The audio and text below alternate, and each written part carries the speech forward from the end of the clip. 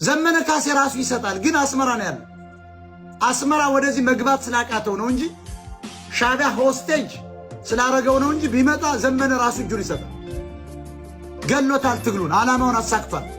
የህወሓት ትግልም ተበትኗል። ግን ለመምጣት ብዙ ስራ እየሰሩ ህዝባዊ አመጽ ለማስነሳት እየሰሩ የፋኖን ትግል የገደለው ዘመነ ካሴ ከእስር ቤት እሑድ ቀን ተፈታው በሚል ወደ ጎጃም በቪላ ቤት ውስጥ ሆኖ የእስክንድርን አደረጃጀት አፈረስኩ ብሎ ከመጣ በኋላ ዝናቡን በገንዘብ ከገዙ በኋላ ነበር አንዳንድ ክፍለ ጦር በአንዳንድ ሚሊዮን ብር እየገዙ ትግሉን የገደሉት። የዚህ ሁሉ ድራማ የህወሓት ትግሬ ድራማ ነው። የሻዕቢያ ትግሬ ድራማ ነው።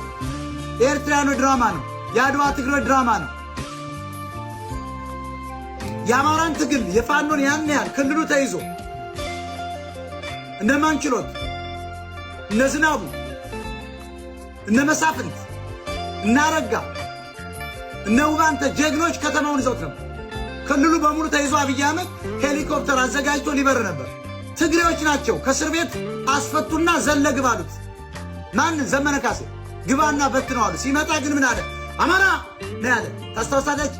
አማራ አማራ አይሰማም እንዴ? አይሰማም እንዴ? አማራ ፖለቲካ ስለማይገባችሁ ደንቆሮ ጎጃሜዎች ስለሆናችሁ አህዮች ስለሆናችሁ በዘመነ በኩል በዘመነ ካሴ ነው ያዙት እንዳይሄድ 4 ኪሎ ትግሬዎች አብይና ህወሓት ፕሪቶሪያ ላይ ተስማምተው የተስማሙት ወልቃይትና ራያ እንዲሰፍር ሰው እንዲመለስ ተስማምቷል። ፋኖና ልዩ ኃይል ትጥቅ እንዲዋርድ ተስማምቷል። ልዩ ኃይሉን በተኑ አታሉ።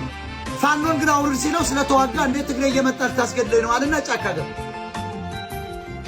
ያኔ ተሯሩጠው ነው ትግሬዎች ይሄ ኃይል ከመጣ ያጠፋናል፣ በገደልነው ልክ አማራ ትግሬን አሳዶ ይገላል፣ በዘረፍነው ልክ አሳዶ ይዘርፈናል፣ በተደበቅነው ልክ በዓለም አቀፍ ደረጃ ፍርድ ቤት አምጥቶ አንገታችን ይቆርጠናል ብለው ስለፈሩ አማራ በፍጹም ከሚመጣ እናታለው ብለው ዘመነን ከእስር ቤት አስፈተው ቀጥታ ዳዊት አስይዘው ቪላ ቤት ቆየና ገባ።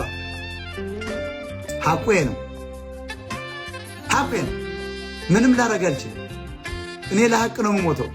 ልትንጨረጨር ጎጃሜ ባናትህ ተዘግዝቀ እንደ አርጋው በዳሶ በሁለት እግር ልትመታ ትችላለህ። እንደ ስፒሪሾ አልሰማ።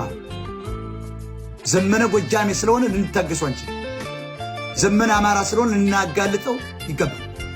ምንም አታመጡ። ይሄው 24 ሰዓት ውስጥ አባቴ ቤተ መንግስት ቅሰና ታየቁ ከትግሬ ጋር ተለጥፈ ነው ከኤርትራ። ዘመነ እኮ ትናንትና በገንዘብ አዋጠን ከአስመራ አስወጣ ነው። ተመልሶ ግን አስመራ ነው ሄደ። እንዴት ሄደ ብሎ እኮ የሚጠይቅ ሰው የለም። እነዚህ እኮ አሁን የመጡት እኮ በስልክ ነው። የስልክ አብዮት ነው ያለው። እከሌ እንዴት ነው? ስንት ክፍለ ጦር አለ? 2 አለኝ። በቃ 2 ሚሊዮን ብር ገብቶላል። እስኪው እንዴት ነው? እኔማ ጦር የለኝ። በቃ እንድነን በል። አስረስ እያረቀቀው ነው መግለጫው። በቃ እንድነን በል 20 ሚሊዮን ብር እናስገባላለን። በቃ ስልጣን ሰጠና። ኦኬ እንዴ እንዲያ ነው እንዴ? እሺ ይሄ እኮ የስልክ አብዮት ነው ያደረጉባቸው። ስለዚህ አማራ ደግሞ ውጊያ ጀመረ፣ ተቃወማቸው፣ በጣም ተጠናከረ። ወደ 4 ኪሎ ገሰገሰ። ጀግናው ፋኖ ወዲያውኑ ከባህር ዳር እስር ቤት ተሯሩጠው ዘመነ ካሴን አስፈትተው መጀመሪያም በውሸት ነው ያሰሩት። ነግራቸዋለሁ። 03 ቀበሌ ነበር።